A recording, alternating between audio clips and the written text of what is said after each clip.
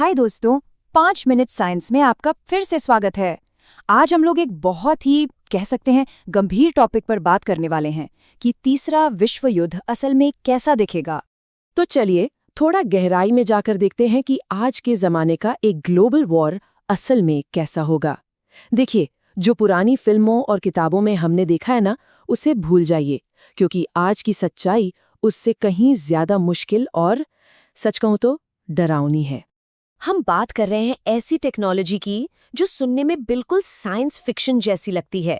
मतलब exoskeleton, space में लड़ाई, हजारों ड्रोन्स के झुंड, साइबर अटैक्स और तो और बैटलफील्ड पर लड़ते हुए रोबोट्स। हाँ, मुझे पता है, ये सब सुनकर ऐसा लगता है कि किसी मूवी की बात हो रही है, पर यही आज की हकीकत है। हाँ, ये हमारे दादा परदादा के जमाने वाला युद्ध नहीं है जहां सैनिक सिर्फ खाइयों में लड़ते थे। आज का जो बैटलफील्ड है ना, वो पूरी तरह से डिजिटल हो चुका है। ये कोड और एल्गोरिदम से लड़ा जाता है, और सिर्फ धरती पर ही नहीं बल्कि अंतरिक्ष तक फैल गया है। अच्छा, इससे पहले कि हम सबसे ज्यादा विनाशकारी चीजों पर जाएं, जैसे कि न्यूक्लियर वेपन्स, चलिए 1 मिनट के लिए बस ये सोचते हैं कि अगर एक पारंपरिक यानी कन्वेंशनल वर्ल्ड वॉर आज छिड़ जाए बिना किसी परमाणु हथियार के, तो वो कैसा दिखेगा। देखिए, बड़ी शक्तियों के बीच अगर लड़ाई होती है तो वो पूरी दुनिया की इकोनॉमी को एक तरह से पंगु बना देगी। मतलब नेवल ब्लॉकेड्स के जरिए व्यापार के सारे रास्ते बंद हो जाएंगे। जैसा कि यहाँ अनुमान लगाया गया है, अमेरिका की जीडीपी में 10% की गिरावट आ सकती है, और वहीं चीन को तो 35% तक का जबरदस्त नुकसान झेलना पड़ सकता है। और बात करें इंसानी जानों और सामान के नुकसान की, तो वो आंकड़े तो चौंका देने वाले होंगे। एक एनालिसिस के मुताबिक सिर्फ अमेरिका को ही 500 से ज्यादा एयरक्राफ्ट, 12,000 से ज्यादा सैनिक और अपने आधे एयरक्राफ्ट कैरियर्स गंवाने पड़ सकते हैं। सोचिए, दुनिया की सबसे ताकतवर सेना के लिए भी ये कितना बड़ा झटका होगा। और तो और इतना बड़ा युद्ध एक पावर वैक्यूम भी बना देगा, जिससे क्या होगा कि पूरी दुनिया में एक डोमिनो इफेक्ट की तरह दूसरे झगड़े शुरू हो जाएंगे। जरा सोचकर देखिए, ईरान सऊदी अरब पर हमला कर रहा है, रूस अपने पड़ोसी देशों पर कब्जा करने की कोशिश में है, और पूरी दुनिया एक भयानक आर्थिक मंदी में डूब रही है। लेकिन ये सब, सच बताऊं तो, उस तबाही के सामने कुछ भी नहीं है जो तब होगी जब कोई न्यूक्लियर बटन दबाने का फैसला कर लेगा। पूरी दुनिया में लगभग 14,000 न्यूक्लियर वेपन्स हैं, और ये ज़्यादातर सिर्फ कुछ ही देशों के पास है। ये नंबर इतना बड़ा है कि इससे हमारी पूरी सभ्यता को कई बार ख़त्म किया जा सकता है।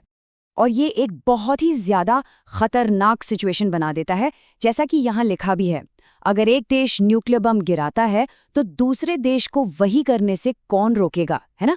ये एक ऐसा चेन रिएक्शन शुरू कर सकता है जिसका शायद कोई अंत ही ना हो।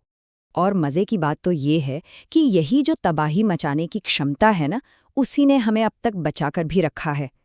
इसे कहते हैं म्यूचुअली अश्योर्ड डिस्ट्रक्शन या मैड। इसका मतलब सीधा सा है कि अगर कोई देश न्यूक्लियर अटैक शुरू करता है तो उसे पता है कि उस पर भी जवाबी हमला होगा, और दोनों ही पूरी तरह से खत्म हो जाएंगे। तो क्या होगा हमारी दुनिया का अगर ये जो रोकने वाला सिद्धांत है ये फेल हो जाए और बम गिरने लगे? क्या होंगे इसके नतीजे? नतीजे भयानक होंगे। कुछ ही हफ्तों के अंदर करोड़ों लोग भूख से मर जाएंगे।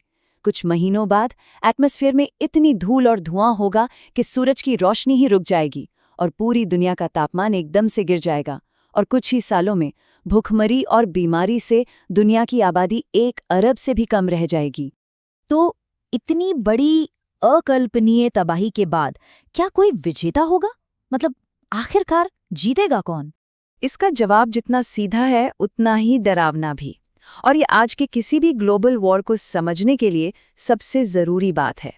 कोई नहीं, बिल्कुल कोई नहीं, कोई विजेता नहीं होगा। जो देश युद्ध शुरू करेंगे वो खुद धूल में मिल जाएंगे, और ये दुनिया जैसी हम आज जानते हैं वो वैसी कभी नहीं रहेगी। यही है मॉडर्न वर्ल्ड वॉर की आखिरी और भयानक सच्चाई। इसमें कोई नहीं जीता।